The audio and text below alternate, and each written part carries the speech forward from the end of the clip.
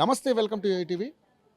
ఇప్పుడు మనం బండ్లగూడ ప్రాంతంలో ఉన్నది. గోల్కొండకి చాలా దగ్గర ఉన్నటువంటి ప్రాంతం ఇది. మూసీ రివర్ పక్కనే ఉన్నటువంటి మధు పార్క్ రిడ్జ్ టవర్స్ ఇవన్నీ కూడా అపార్ట్మెంట్స్. ఇప్పుడు కాదు, దాదాపుగా ఇవి కట్టి ఎన్ని సంవత్సరాలు అవుతుంది సార్? ఇది 18 ఏళ్ళు, దాదాపు అంటే దగ్గర దగ్గర 20 సంవత్సరాలు అవుతున్నటువంటి పరిస్థితి. ఈరోజు హైడ్రా వచ్చి మేము అన్ని కూల్చివేతలు జరుగుతున్నప్పుడు కూడా ఇక్కడ కూడా అటువంటి నోటీసులు పేపర్లో ఒక నోటిఫికేషన్ పడేసరికి వీళ్ళంతా చాలా ఆందోళన చెందుతున్నటువంటి పరిస్థితి. దాదాపుగా 20 సంవత్సరాలుగా ఇక్కడ నివాసం ఉంటూ ఎన్నో రకాలుగా వీళ్ళు ఈఎంఐలు కట్టుకుంటూ ఇక్కడ అన్నీ కూడా వీళ్ళు నివాసం ఏర్పాట్లు చేసుకుంటే ఈరోజు వచ్చి వీళ్ళంతా కూడా కూల్స్తామని చెప్పేసి ఈరోజు భయకంపితులను చేస్తున్నటువంటి హైడ్రా మరి ఏ విధంగా రెస్పాండ్ అవుతుంది ఏంటి అనేది ఒకసారి మనం ఇక్కడ అందరితో మాట్లాడదాం. ఇక్కడ చాలామంది ఈ ఫ్లాట్స్ ఓనర్స్ అయితే ఉన్నారు, వీళ్ళందరితో మాట్లాడదాం. అసలు ఏంటి ఇప్పుడు ఏదైతే హైడ్రా వీళ్ళకి ఏమైనా నోటీసులు ఇచ్చిందా, లేకపోతే ఇంటింటికి ఏమైనా నోటీసులు అంటించిందా, అలాంటి ఏమైనా కార్యక్రమాలు జరిగాయి లేదో ఒకసారి కనుక్కుందాం. సార్ నమస్కారం, ఏం పేరు సార్? నా పేరు రామ్నాథ్ అండి. నేను కూడా ఇక్కడ రెసిడెంట్ని.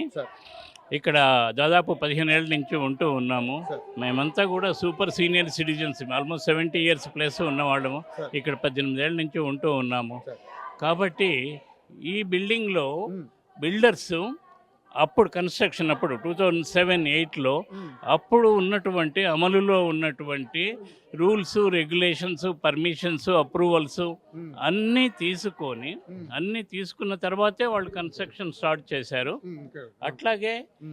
అట్లాగే రకరకాలైనటువంటి చిన్న ఎంప్లాయీస్ కావచ్చు, middle class employee, below middle class employees అందరూ కానీ, కొంత చిన్న బిజినెస్, సన్నకారు రైతులు కానీ, చిన్న బిజినెస్ పీపుల్ కానీ దీంట్లో అప్పుడు రకరకాలుగా లోన్లు పెట్టిన వాళ్ళు, పిఎఫ్ గ్రాట్యుటీ లోన్ తీసుకున్న వాళ్ళు, ఫ్రెండ్స్ దగ్గర నుంచి ఈఎంఐ ఉంటుంది. అలాంటి తీసుకొని దీన్ని ఏర్పాటు చేసుకున్న తర్వాత 15 నుంచి 18 సంవత్సరాలు ఇక్కడ మా మనవరాళ్ళు అంతా కూడా ఇక్కడే పుట్టారు. వాళ్ళు పెరుగుతూ ఉన్నారు కూడా. అలాంటిది అన్ని పర్మిషన్లు తీసుకున్న ఇళ్లను మేము సపరేట్గా ఏదో ఒక ప్రాజెక్ట్ ఏదో వస్తుంది, గవర్నమెంట్ డీటెయిల్స్ కూడా మాకేమి ఇవ్వలేదు, పేపర్లో ఏదైనా చదివిన విషయాలు తప్పనిచ్చి. అలాంటి ప్రాజెక్టు పేపర్లో నోటిఫికేషనే ఇచ్చారు మాకు, వెకేట్ చేయాలి అని చెప్పేసి. వెకేట్ చేయాలి అంతే, వెకేట్ చేయమని చెప్పి నోటీస్ ఇచ్చారు.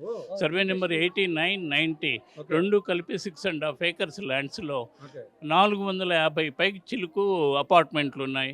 ఒక్కొక్క ఇంట్లో వీళ్ళ మేడం వాళ్ళ ఇంట్లో 11 మంది ఉన్నారు. అట్లా లెక్క వేసుకుంటే గిన్న దగ్గర ఒక 5 ఇంకా 4,000 వరకు కూడా ఉంటారు. ఆన్ అండ్ యావరేజ్ 4,000 మందికి పైగా ఉండి అందరూ సడన్గా వెళ్ళిపోండి, మీరు ఖాళీ చేసి మాకు ఇవ్వండి, మేము దీన్ని తీసుకుంటామంటే దాంట్లో ఉన్నటువంటి హ్యుమానిటీ యాంగిల్ కానీ, లీగల్ యాంగిల్ కానీ లేకుండా ఓన్లీ ఆర్బిటరీగా మేము చెప్తున్నాం మీరు వెళ్ళిపోండి అంటే ఏమైపోతాం మేమంతా కూడా. పేపర్లో వచ్చిన నోటిఫికేషన్ తప్పితే మీకు అంతకుముందు ఎటువంటి ఇన్ఫర్మేషన్ మాకు ఎటువంటి ఇంటిమేషన్ లేదు, ఇన్ఫర్మేషన్ లేదండి మాకేం ఇన్ఫర్మేషన్ ఏం లేదు. పేపర్లో నోటిఫికేషన్ పెట్టారండి. సడన్ గా నోటిఫికేషన్ పెట్టేసరికి మేమందరం కూడా ఎంతో ఆందోళన చెంది, చాలా నిద్ర లేక, సరైన తిండి లేక మేము చాలా ఆందోళనలో ఉన్నామండి. ఇక్కడ చాలా మంది ఎక్సర్విస్మెన్లు కూడా ఉన్నారండి, సర్వీస్ పర్సన్స్ ఉన్నారు. 50% serving persons, retired persons, civil ఏంటి, డిఫెన్స్ ఏంటి, చాలా మంది ఉన్నారు. అన్ని వర్గాలు చెందిన వాళ్ళు ఉన్నారు.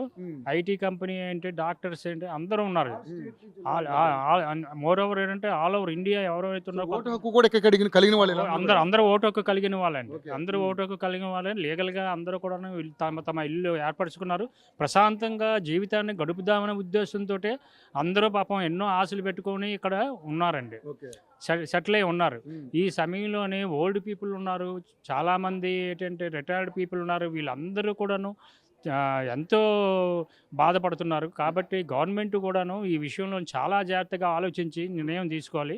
ఎట్టి పరిస్థితుల్లో కూడాను ఇటువంటి చర్యలు పాల్పడడం అనేది సరైన రీతి కాదు, గవర్నమెంట్ ఆలోచించవలసిన విధానం కాదు. అయినా గాంధీ మహాత్ముడు ఎప్పుడు కూడా మనకి కావాల్సింది, గాంధీ మహాత్ముడు మనకి ఇచ్చింది ఏమిటంటే ఒక అహింసాపరమైన ఆలోచనలు మనందరిలోనే కలగజేయించాడు. అటువంటి ఆలోచనలు కలిగి ఉన్న మహానుభావుడు ఏనాడు కూడాను ఇలాగ ప్రజలను హింసించి రోడ్డు మీద పడిచి నా బొమ్మ కట్టండి, నా బొమ్మ పెట్టండి, ఇన్ని కోట్లు పెట్టి పెట్టండి అనేసి ఆయన ఏనాడుకున్న ఆకాంక్షించలేదు. ఓకే. కనీసం ఏంటంటే ఆయన కానీ బతికుంటే ఆయన నిజంగా ఏంటంటే ఈ పరిస్థితి దుస్థితి చూసి ఆయనే సూసైడ్ చేసుకునేవాడేమో. అటువంటి చర్యలకి పాల్పడుతున్నారంటే ఎంత ఘోరం అండి, ఎంత బాధ అండి అందరికీ ఈ కూడా. ప్రభుత్వం వచ్చిన తర్వాత సార్ ఈ హైడ్రా అనేది ప్రతి ఒక్కరిని కూడా చాలా ఇబ్బంది పెడుతున్నటువంటి పరిస్థితి మనం చూస్తున్నాం సార్. ఇలా మీలాంటి సీనియర్ సిటిజన్లు మీరందరూ కూడా ఎక్స్ సర్వీస్ మ్యాన్లు చాలా ఎన్నో సంవత్సరాలు కష్టపడి రూపాయి దాచుకుని కొనుక్కున్నారు.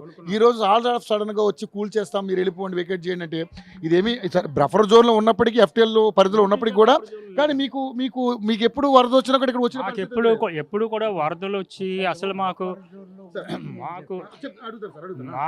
మా బిల్డింగ్ అనేది బఫర్ జోన్లో అంతా బఫర్ జోన్లో స్లైట్గా వెరీ పార్ట్లీ బఫర్ జోన్లో ఉంది. అయినా ఏనాడు కూడా ఇప్పటి వరకు కూడా నీళ్లు మాకు ఏదో ఒక 1 feet 2 feet వరకు మహా వరదలు వస్తే 1 feet 2 feet హైట్ వరకు ఆ చెరువుకి ఏదైతే నాలా ఉందో నాలకి 1 feet 2 feet హైట్లోనే వస్తా తప్ప ఇంతవరకు వచ్చే దాఖలాలు ఎప్పుడూ లేవు, రావు కూడా. అంత హైట్లో మా అపార్ట్మెంట్ కట్టారు. అన్నీ ఆలోచించుకొని ఆ బిల్డర్ అన్నీ ఆలోచించుకొని ఫ్యూచర్లో ఏ విధంగా ఉంటే సేఫ్టీ కూడా చాలా ఎత్తుగా వేశారండి. దీనివల్ల ఎవరికి ఎటువంటి ప్రాబ్లం లేదు. ఇప్పుడు నిజంగా గవర్నమెంట్ మా బతుకులు బాగుపడాలి, మేము ఎప్పుడు కూడా అంటే నష్టపోకూడదు, ఈ వరదల వల్ల వాటి వల్ల నష్టపోకూడదు అని నిజంగా ఉద్దేశం ఉంటే మరి ఖాళీ చేయించడం ఎందుకు? ఇప్పుడు ఖాళీ చేయించడం అనేది కరెక్ట్ కాదు కదండి. నిజంగా మా బ్రతుకుల గురించి మా జీవితాల గురించి ఆలోచించేటప్పుడు వాళ్ళు అలాగా ఇది కూడా ఆలోచించాలి. ప్రజాపాలన అంటున్నారు ఈ ప్రభుత్వం, ఇది ప్రజాపాలన కనిపిస్తుంది. ఇది ప్రజాపాలన నిరంకుశ పాలన అండి, ఇది ప్రజాపాలన కాలం. ప్రజాపాలన అంటే వేరే విధంగా ప్రజలను ఉద్దేశించి ప్రజల యొక్క అభిప్రాయం తెలుసుకొని మంచిగా చెడు ప్రజలకి ఏ విధంగా మనం సహాయం చేయాలి అన్న ఆలోచనతోటే ముందుకు రావాలి. కానీ a government for the people by the people of the people కాబట్టి ప్రజల గురించి ఉద్దేశించి నువ్వు ఏ చేయు. డెవలప్మెంట్ ఇక్కడ ఏంటంటే కమర్షియల్ అన్నీ కడితే ఇక్కడ కమర్షియల్ కట్టి మేమందరం మమ్మల్ని తగిలేసి కమర్షియల్ కట్టడం వల్ల వాళ్ళ ఉద్దేశం ఏంటంటే అంటే బిజినెస్ చేసుకుందామనా లేకపోతే వేరే రకంగా అదే ప్రజలను తప్పుదో పట్టించడానిక ప్రజలను ఇలాగ అన్యాయంగా ఇలాగ ప్రభుత్వం వచ్చిన కానీ చాలా కూల్చివేతలు జరిగాయి. సో వాటిలన్నింటినీ మీరు చూశారు, ఎప్పుడైనా ఊహించారా మన దాకా ఇది వస్తుందని? మేము ఎప్పుడూ ఊహించలేదండి. అయినా వాళ్ళని అలాగా కూల్చేయడం చాలా మొదటి నుంచి ఏంటంటే ఈ గవర్నమెంట్ వచ్చిన దగ్గర నుంచి ఇదే పనిలో ఉన్నారు. ఇది నడుము బిగించుకొని ఎక్కడెక్కడ ఉన్నాయో అన్ని కూల్చివేతలే తప్ప ఎక్కడ కూడా డెవలప్మెంట్ ఎక్కడా లేదండి. అది నిజంగా ఏదైనా డెవలప్మెంట్ చేసి ఉంటే మేము కొన్ని హర్షించే వాళ్ళవి. ఒకవేళ ఇంకా డెవలప్మెంట్ చేస్తుంటే మా తరపు నుంచి మా సహాయ సహకారాలు ఎప్పుడూ ఉంటాయి. అంతేగాని మమ్మల్ని రోడ్డు మీదకి ఇచ్చేసి మా కుటుంబాలని రోడ్డు మీద ఇచ్చేసి మమ్మల్ని ఇబ్బంది పెట్టి ఎన్నో రకాలుగా మమ్మల్ని ఆందోళన గురి చేయడం అనేది కరెక్ట్ కాదు. గవర్నమెంట్ ఆలోచించి నిర్ణయాలు చాలా పరిశీలించాలి, జాగ్రత్తగా ఆలోచించాలి. వెకేట్ చేయమని పేపర్లో అయితే వచ్చింది సార్, మరి ఏంటి మరి మీ పరిస్థితి ఏంటి ఇప్పుడు? అంటే ఏంటి వెకేట్ చేయాల్సిందేనా లేకపోతే మీరేమైనా ఆలోచించారా? మేము వెకేట్ చేయడానికి మాత్రం ఇష్టపడలేదండి. ఎట్టి పరిస్థితుల్లో మేము వెకేట్ చేయమండి. మేము టిల్ లాస్ట్ బ్రెత్ మేము మాత్రం ఫైట్ చేస్తామండి. ఆఖరి ఊపిరి వరకు మేము ఫైట్ చేస్తాం, అందులో డౌటే లేదు. ఎందుకంటే మేము ఎన్నో కష్టపడి ఇంకా మాకు ఇది లేకపోతే ఇంకా మేము కొనుక్కునే పరిస్థితి లేదు. గవర్నమెంట్ మాకు లోన్లు ఇవ్వరు. మేము ఇంకా ఎక్కడ కూడాను మాకు ఆ స్తోమత కూడా లేదు. మేము మాకు ఎంత ఉందో అంతలోనే మేము ఏంటంటే కొనుక్కున్నాము. స్టాండర్డ్గా ఏదో ప్రశాంతంగా లీడ్ చేద్దాం అనుకుని ఇంకా మా శాశ్వత జీవితాన్ని మేము వాళ్ళు కానీ ఏదంటే మరీ అంత దీనికి వచ్చి అంటే మేము దానికి ఆహుతి అవ్వడానికి మేము రెడీగా ఉన్నాం. మేము డిఫెన్స్లో చేసాం. డిఫెన్స్లోని మా జీవితాలు పణంగా పెట్టి మేము దేశాన్ని కాపాడి ఆ దేశాన్ని అంటే అందులో స్టేట్స్ వస్తాయి, అన్నీ వస్తాయి అందరినీ మేము కాపాడుకుంటూ మేము ఏ ఆలోచనతో అయితే మేము మా యవ్వనం అంతా కూడా దేశానికి త్యాగం చేసి ఎలాగైనా సరే మన దేశాన్ని కాపాడుకోవాలి, మన దేశ ప్రజలను కాపాడుకోవాలి అన్న దీక్షతోటి మేము ఏంటంటే మేము ఇంత దీనిగా చేసేటప్పుడు మరి గవర్నమెంట్ కూడాను అయ్యో వీళ్ళు ఏంటంటే ఇంత దీక్షతో చేశారు. ఇక్కడ 50% అందరూ ఎక్సర్విస్మెన్లు ఉన్నారు. రిటైర్డ్ అయిపోయి ఎంతో కష్టపడి సర్వీసులు చేసి బయటకు వచ్చి వీళ్ళు చాలా దీనిగా ఎంతో కష్టపడి వీళ్ళకి ప్రశాంతంగా జీవితాన్ని లీడ్ చేద్దామన్న ఉద్దేశంతో అనుకున్నారు. కానీ ఇక్కడ గవర్నమెంట్ ఇది చాలా తప్పుడు ఆలోచన. గవర్నమెంట్ పరిపాలన ఎలా అనిపిస్తుంది?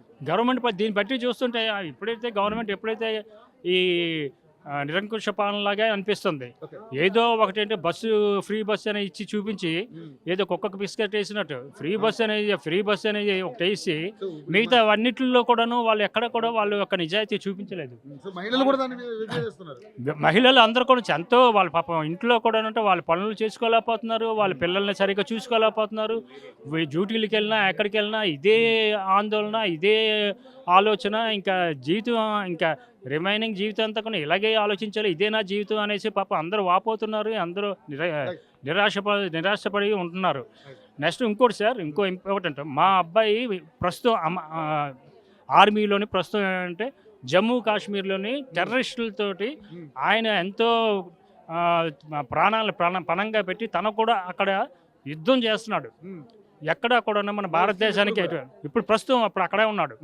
మా అబ్బాయి కూడాను అక్కడ ఎంతో దీక్షతోటి దేశాన్ని రక్షించాలనే ఉద్దేశంతో తన వంతు తను అక్కడ సేవ చేస్తున్నాడు. మేము ఇక్కడ ప్రశాంతంగా ఉండాలి, తను కూడా అంటే మా పేరెంట్స్ ప్రశాంతంగా ఉన్నారు కదా అని తనకు ఏంటంటే తను అక్కడ ప్రశాంతంగా ఏంటంటే తను చేయవలసిన డ్యూటీ తను చేస్తున్నాడు దేశానికి.